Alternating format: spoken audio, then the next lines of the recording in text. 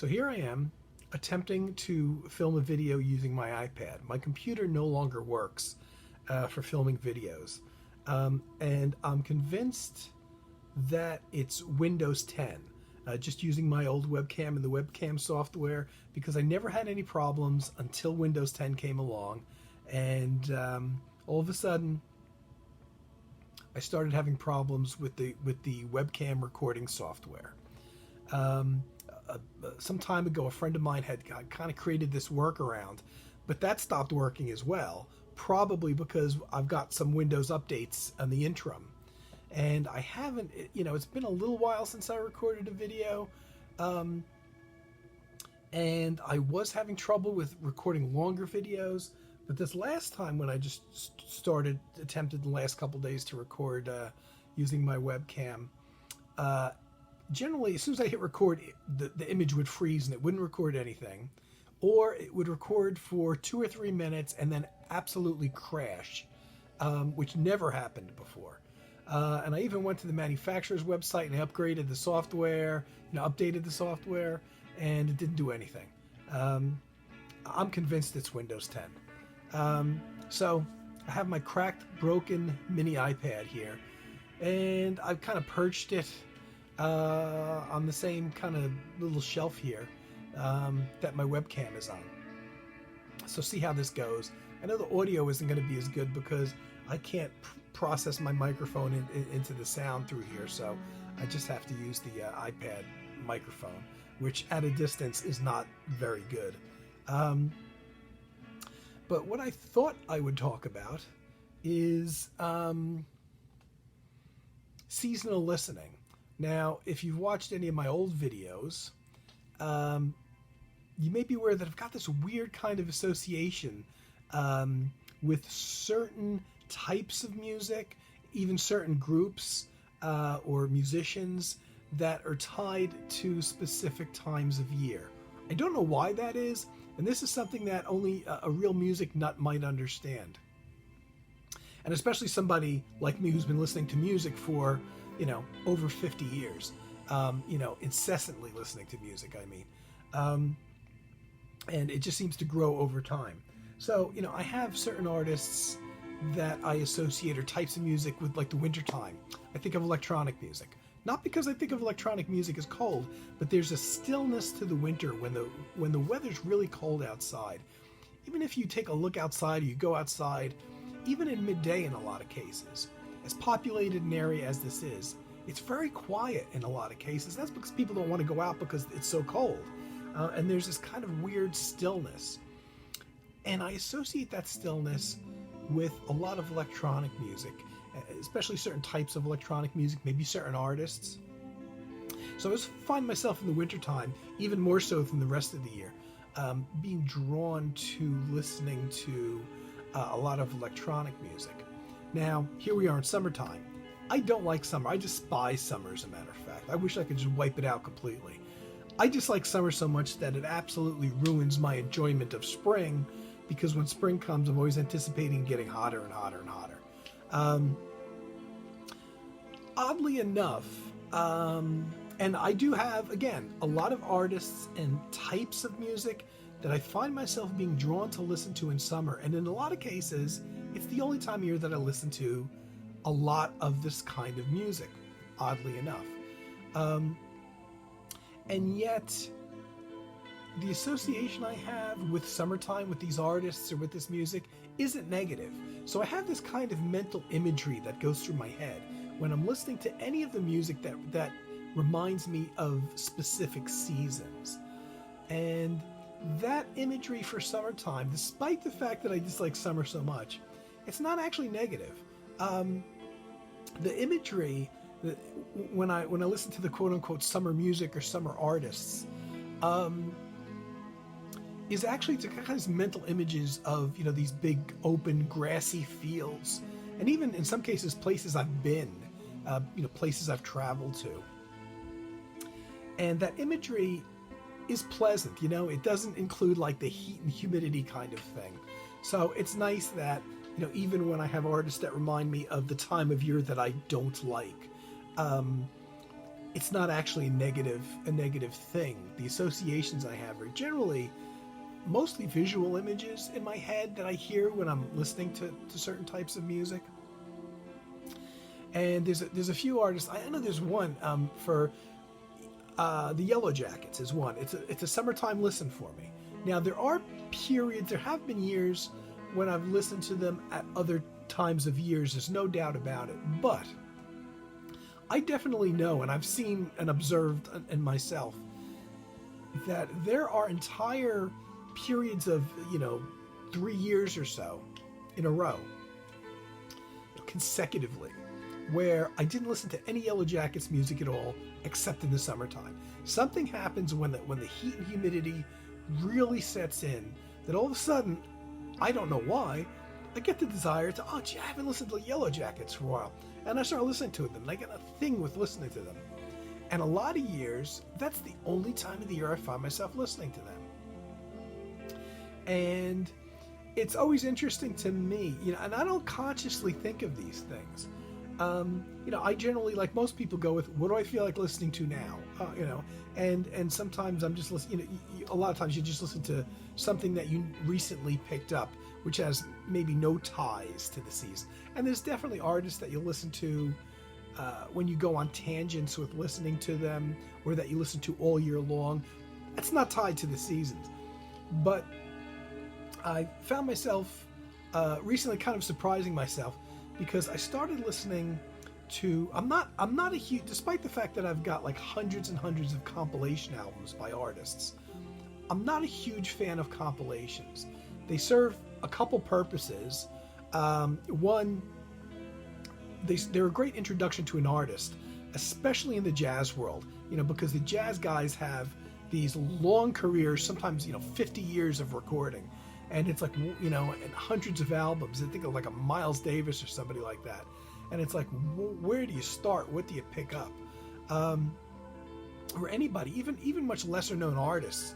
If you kind of pick any jazz artist that's been around for 30 plus years, no matter how obscure they are, and you take a look at their discography, you'll find that they've probably recorded an incredible amount of albums, and it's hard to select what to pick up. So if there's a compilation that's a good introduction, that's a career overview type of thing, you can listen to and pick out the periods and the tracks and the combinations of musicians that you like the most.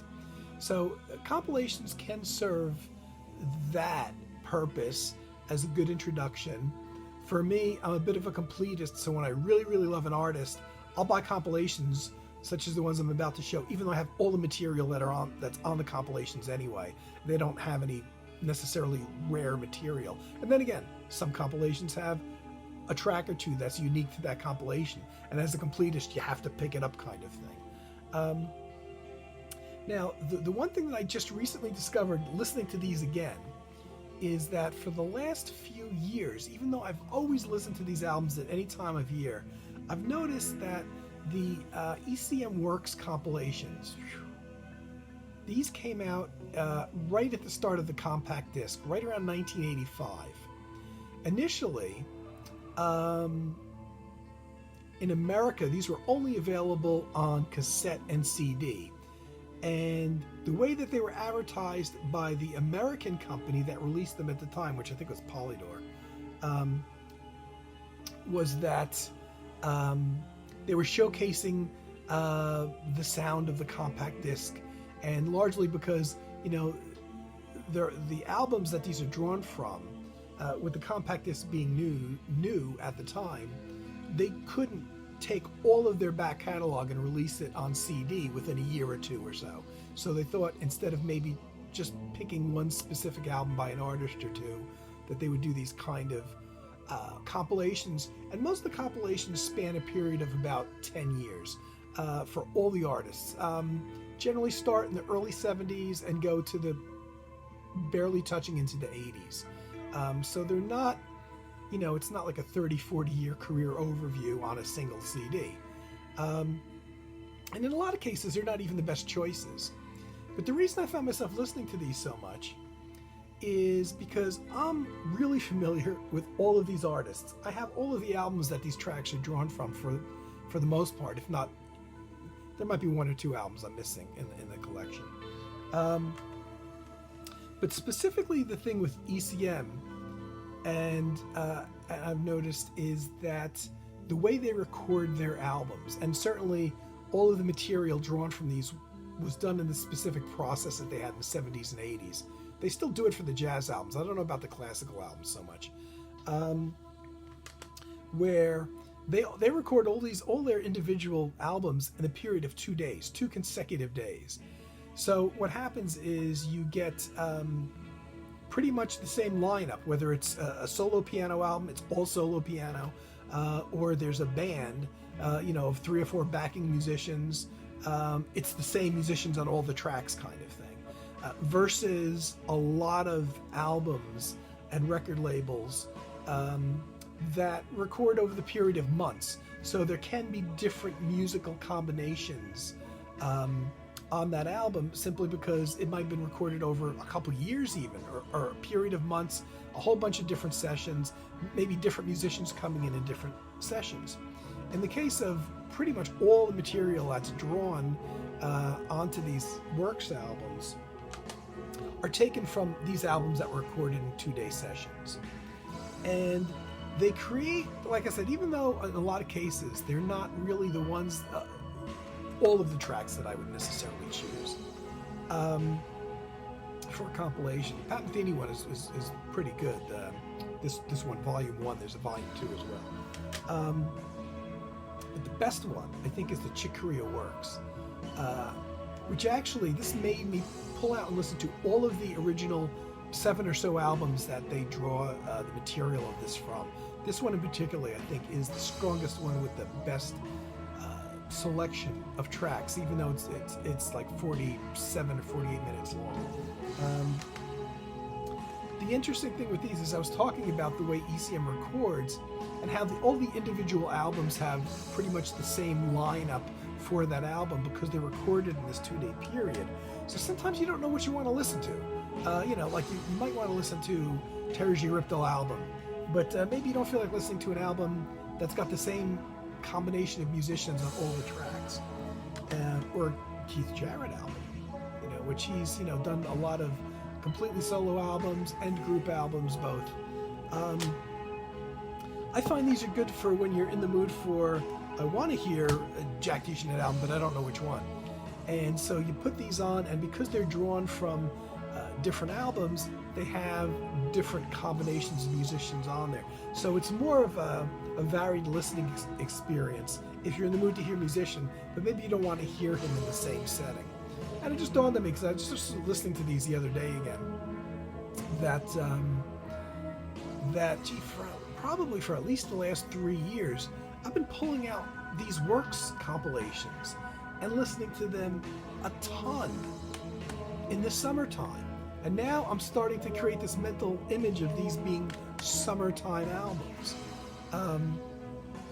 Another series that I've spoken about, and like I said, I'm not a huge fan of compilation albums, but they do serve a purpose. And in the case of, I'm an ECM fanatic, so I wanted to get the whole Works collection. But another compilation collection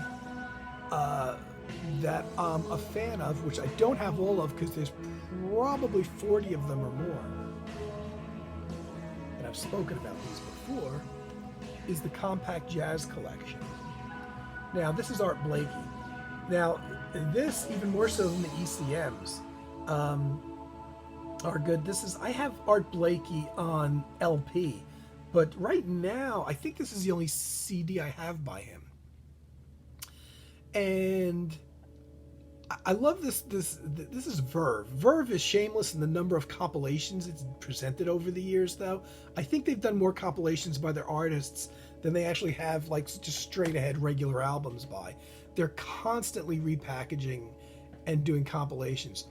But the Compact Jazz Collection was probably the first CD compilation series that Verve did, because these came pretty much as soon as CDs came out, within a year or two.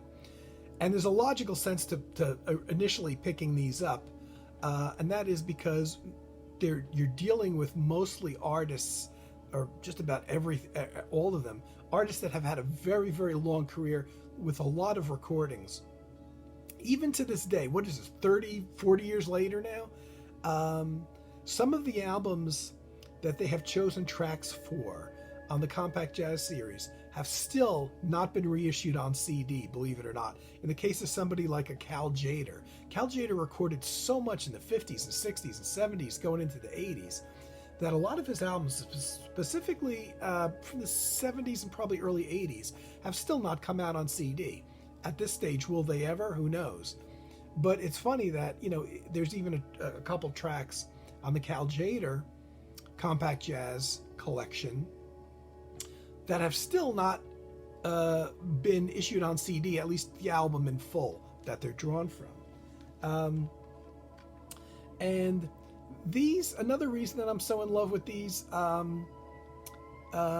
is nostalgia, I gotta admit. Now, in general, to me, the 80s is still recently, so I don't feel a lot of nostalgia for the 80s up until the time that these came out, being the one exception. And that's because compact discs were still new, they were still exciting, and with a lot of these jazz artists, it's like, holy cow, what album do I buy? Well, like I said, even to this day, all these decades later, a lot of the albums that these tracks are drawn from have still not been released in full on CD. So they're good samplings, because like I said, a lot of these artists, this might be one of 3 or 4 CDs by that artist I have. And they're good samplings over a period of time, even though they're generally only Verve recordings. So, most of the recordings are probably more from the 50s than any other time.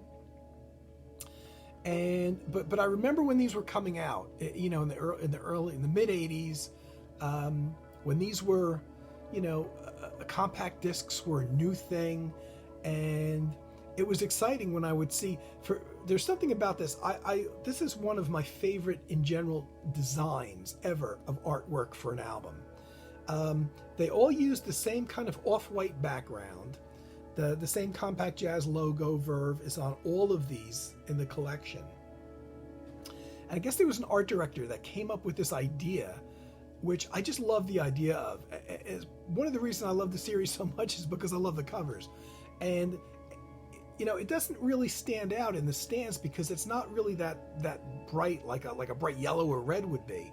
But because I like these so much, I could spot these in the store from like a half a mile away.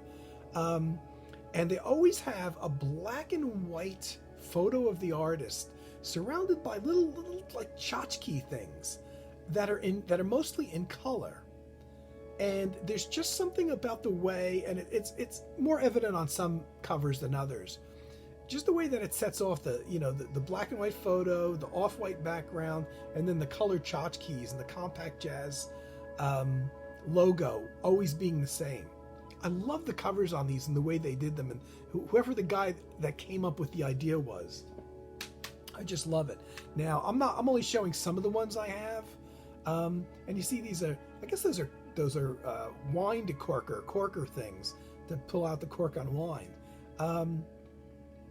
And most of the things you notice, the little things that they've got in here, are also representative of the period of the music. Now, in the case of Wes Montgomery here, this is all like early 60s material. So there's like an early 60s vibe to it. So they seem to try to select the little tchotchke things that are from that period. Here's this, they did a second volume of Wes Montgomery just playing the blues kind of thing.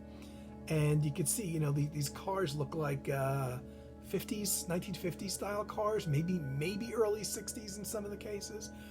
And I just love the way that the color photographs, the little things offset the black and white photo. I just love the artwork. Now, I don't know how many of these I have. This one's, there's a fly, he's probably going to come out on the video, flying around my head. I don't know how many of these I have. I only pulled out the ones that were immediately available. There's probably 40 or 50 of these released on the Verve label. I have probably about 30 of them, I'm guessing. But I don't even, I might be only like halfway there. And here's the Cal Jader one I spoke about. You know, it's like those really cool old-fashioned cameras. And again, there's tracks on here on this Cal Jader compilation that are drawn from albums that have still never been re-released on CD, oddly enough. A couple more. Here's Antonio Carlos Jobim's. Maybe not the best selection of his material, but I bought it because of because it's the compact jazz and the Verve. Now these are out of print. They've been out of print for many years, and Verve is shameless because they've issued dozens and dozens of compilation series, not just compilations, but compilation series over the years. So the newer ones kind of have replaced these, but these are the ones that I keep going back to, and I do have others in the Verve compilation series, but none of those am I drawn to like this one. Like it probably more for nostalgic reasons than anything else, because it was kind of like at the period that CDs had just started coming out, and they're really exciting. Like I said, I just love the design. There's even a couple that are by artists that maybe I wouldn't have picked up otherwise. None of the ones I've shown, actually. I'm thrilled to have all of these. I think I've probably got a couple. I know there's a John McLaughlin one that's really weird because it's got material from 1969 in it, so a very basic raw material. And unlike most of these compilations, which cover usually like a period in the 1950s or 60s, the McLaughlin one had some kind of very raw, basic material from like 1969, and then somehow I think he recorded for Verve again in the late 1980s. So all of a sudden there's tracks from like 1988, 1990 on there, and the jump in sound quality and the way that those tracks from 1969 were engineered to the way the 1988 and 89 and 90 tracks sounded is just too jarring when you sit there and listen to them like back to back. Here's a nice one, George Benson. I like the design. There's one on here somewhere. Was it one I showed? I'm not even sure. That had like little matchboxes. The way that matchboxes, those little cardboard matchboxes, like in the 1950s specifically, were like an art form. And they're very fancy, and it's kind of hard to believe even that like those were just given away for free, because they're so kind of like elaborately artistic. Now, the one thing, I don't have a lot of examples here. The other thing that I associate summertime with is acoustic music, acoustic instrumentation in general. Again, why that is, I don't know. Is it, because of the mental images of the fields and all that kind of thing, that I have, and everything in bloom, of course. And I think of acoustic instruments as being very close to nature. So as a result, I do find myself listening to probably a bit more classical music than during the rest of the year. I wouldn't say necessarily specific artists. Maybe it's because I'm not as well versed in classical music. So I tend to go for just whatever I feel like at the moment, pulling out and listening to. But there's this thing that the acoustic sound of an orchestra, especially an orchestra, or any real acoustic classical music, which most of it is, that I associate with summer and I find myself listening to. So I just pulled out a few favorites. Things that were just like blind buys at the time for the most part. Now, Nights in the Garden of Spain is the reason that I bought this album, because many, many years ago in the early 1980s, I used to stay up all night listening to a non-commercial classical station that used to come on the air at about midnight. Well, they didn't come on the air. The classical program started at about midnight, and it went to about 6 a.m. No commercials. And they used to play full, complete albums, and ethnic music, and Chinese music, Japanese music, even avant-garde music. So it wasn't strictly classical. And one night, and it was in the summertime, I'm pretty sure it was in the summertime, I heard Nights in the Garden of Spain by De Falla, and I never forgot the title of it. And many, many years later, I ended up buying a version of it. I don't think this would have been the version that I heard on the radio, because I don't think this is recorded in the 90s, in the early 90s. And it's a really nice piece. It's a really fine album.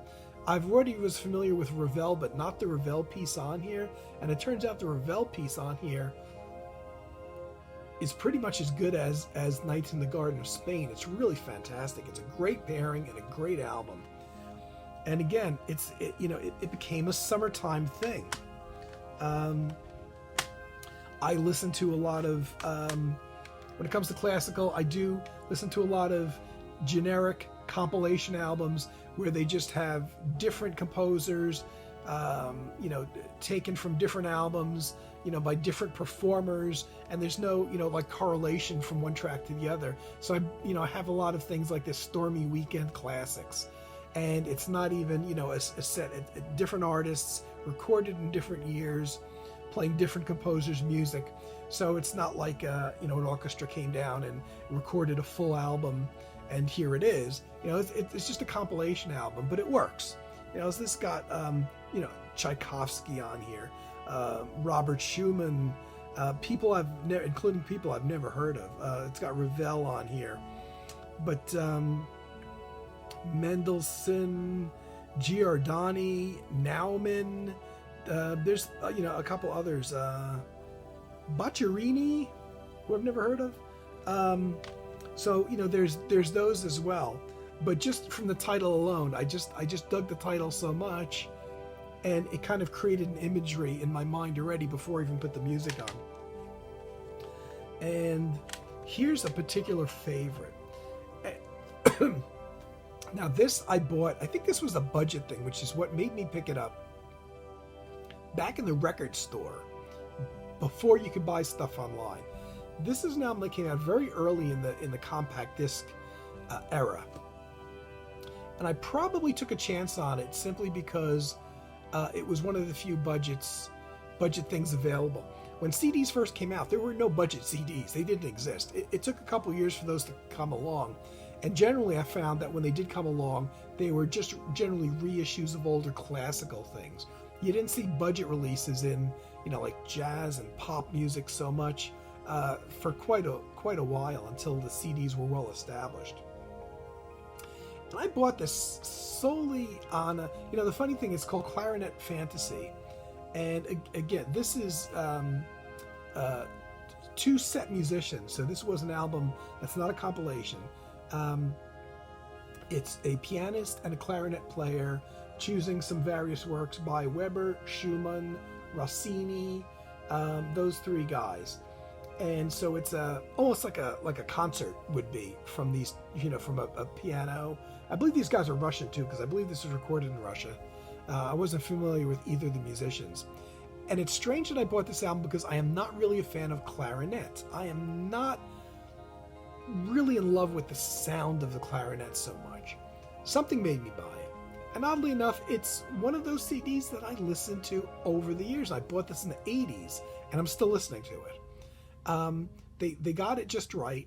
Clarinet and piano, and the combination of that and these pieces, it kind of works. I don't know why I bought it, really, not being a fan of clarinet, so it must have been a budget thing. I don't have the receipt for it anymore, unfortunately. But it's one of those that reminds me of that summer imagery, and I ended up pulling out in summer. When I was in my garage, when I moved 6 years or so ago, I pretty much got rid of all my pre-recorded cassettes. I didn't buy a lot of them. I was always a vinyl LP guy until compact disc came along. And I would take my vinyl LPs and later on even my CDs back in the early years and make cassettes out of them to play in the car or even at home. When I was at home with my LPs, I didn't want to ruin and wear down my LPs. So just about any LP that I liked that I would listen to on a regular basis, I used to record onto tape. And also because LPs rarely ran over 45, 50 minutes for each one, I would get a 90-minute or 100-minute cassette and put an entire album on one side of the cassette and another album by the same artist on side 2 of the cassette. So you could play the cassette and listen to the whole album without like flipping sides over or anything like that. And then also for the portability factor and being able to have them in the car. So I very rarely bought pre-recorded cassettes. Again, preferring the LP and the CD. And when I moved, I had, 100 maybe or more pre-recorded cassettes, things that came out of the factory. And I didn't keep more than a couple of them. I'm sorry I didn't. There's a few I'm sorry I didn't keep, and those specifically classical ones. And oddly enough, the place where I picked up most of them, that I have very fond memories, are not in a record store, but in a bookstore. And this was one of them. I remember buying this. There was this bookstore. Talk about rituals and routines, which most people have, that are hardcore music collectors. We'll go to, unlike most people go to a record store, find what they want, and they're out in 10 minutes.